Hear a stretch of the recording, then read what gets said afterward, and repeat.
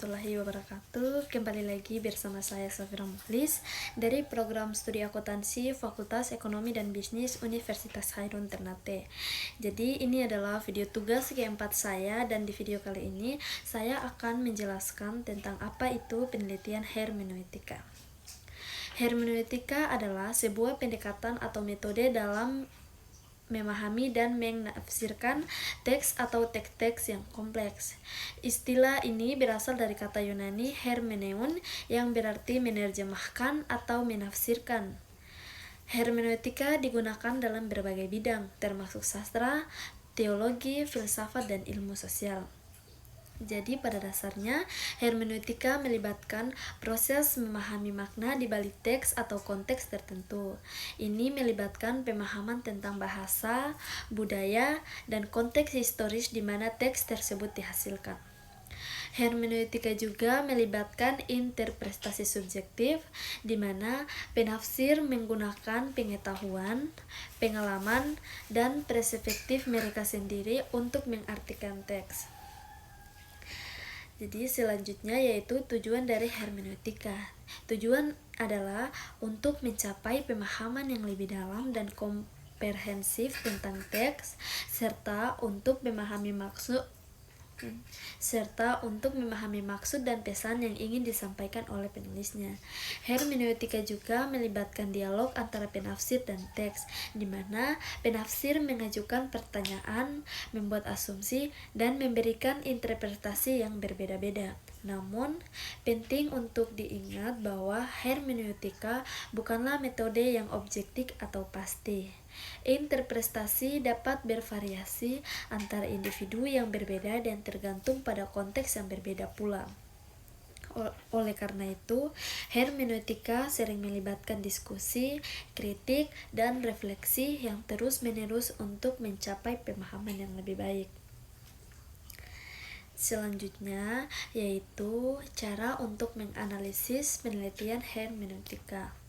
Jadi, cara untuk menganalisis penelitian hermeneutika terdapat beberapa langkah-langkah yang dapat diikuti, yaitu yang pertama, membaca dan cermat.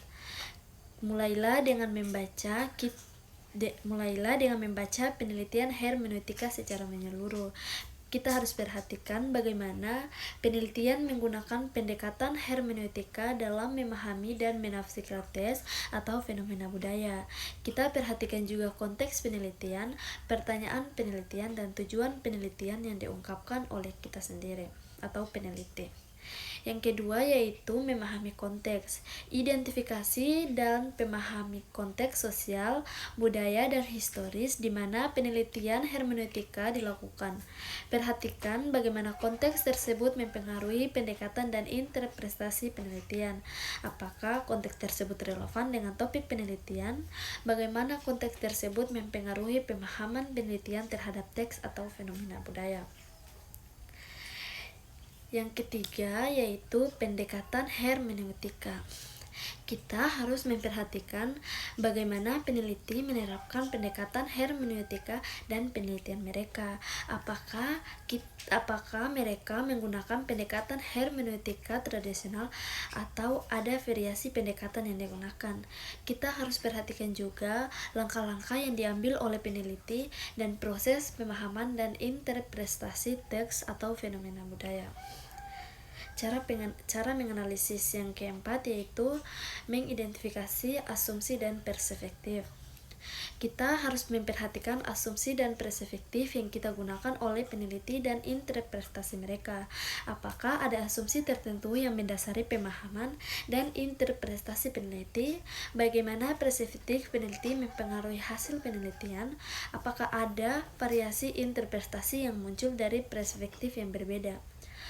Yang kelima yaitu evaluasi keabsahan interpretasi.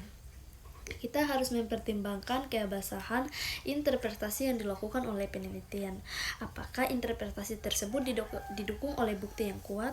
Apakah ada pemahaman yang lebih dalam dan komprehensif yang dihasilkan dari interpretasi tersebut? Kita harus juga memperhatikan kejelasan dan konsistensi interpretasi yang dilakukan oleh peneliti. Yang keenam yaitu menggali implikasi dan kontribusi. Kita harus mempertimbangkan implikasi dan penelitian hermeneutika dan kontribusinya terhadap pemahaman kita tentang teks atau fenomena budaya yang diteliti. Apakah penelitian ini memberikan wawasan baru atau perspektif yang berbeda? Apakah ada implikasi praktis atau teoritas yang dapat diambil dari penelitian ini? Yang terakhir yaitu kita menyimpulkan dan mengkritik. Kita harus buatlah kesimpulan tentang penelitian hermeneutika yang dianalisis. Identifikasi kekuatan dan kelemahan penelitian tersebut. Kita harus memberikan kritik konstruktif terhadap pendekatan, metodologi, atau interpretasi yang dilakukan peneliti. Penting untuk diingat bahwa analisis penelitian hermeneutika melibatkan pemahaman dan interpretasi yang subjektif. Oleh karena itu, penting untuk mengakui kerangka preferensi dan perspektif pribadi kita saat melakukan analisis. Baik, selanjutnya yaitu materi teras saya tentang manfaat dari penelitian hermeneutika. Tentunya ada beberapa manfaat, di antara lainnya yang pertama, pemahaman yang holistik. Jadi, penelitian hermeneutika memungkinkan kita untuk memahami teks atau fenomena budaya secara holistik dengan mempertimbangkan berbagai aspek seperti bahasa, konteks, histori, sosial, dan budaya. Peneliti dapat menghasilkan pemahaman yang lebih menyeluruh dan komprehensif tentang teks atau fenomena budaya tersebut. Manfaat yang kedua yaitu menghargai kompleksitas. Jadi, penelitian hermeneutika menghargai kompleksitas teks atau fenomena budaya. Metode ini memungkinkan kita untuk menyelami lapisan-lapisan sembunyi, kontradiksi, dan ketidakjelasan yang dapat ada dalam teks atau fenomena. Ini membantu kita untuk menghargai dan memahami kekayaan dan kompleksitas karya manusia. Manfaat yang ketiga yaitu pengembangan keterampilan interpretasi. Penelitian hermeneutika melibatkan proses interpretasi yang aktif dan relatif. Dalam melakukan penelitian hermeneutika, kita mengasah keterampilan interpretasi kita, termaksud kemampuan untuk membaca secara kritis, menghubungkan teks dengan konteks, dan menganalisis makna yang terkandung dalam teks. Keterampilan ini dapat diterapkan dalam berbagai bidang dan membantu dalam pemahaman yang lebih baik terhadap teks atau fenomena budaya. Manfaat yang keempat yaitu mendorong dialog dan pemikiran kritis. Dalam proses interpretasi, kita dapat mengajukan pertanyaan, mempertanyakan asumsi, dan menghasilkan interpretasi yang berbeda-beda.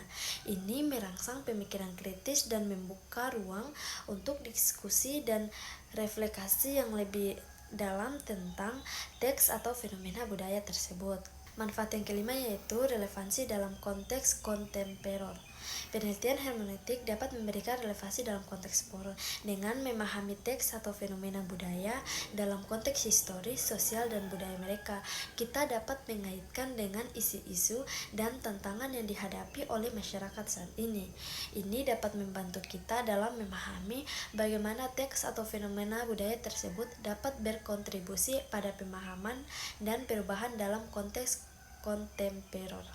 Baik, itu saja yang bisa saya sampaikan. Kurang dan lebihnya saya mohon maaf. Wabillahi taufiq wal hidayah. Wassalamualaikum warahmatullahi wabarakatuh. Bye bye.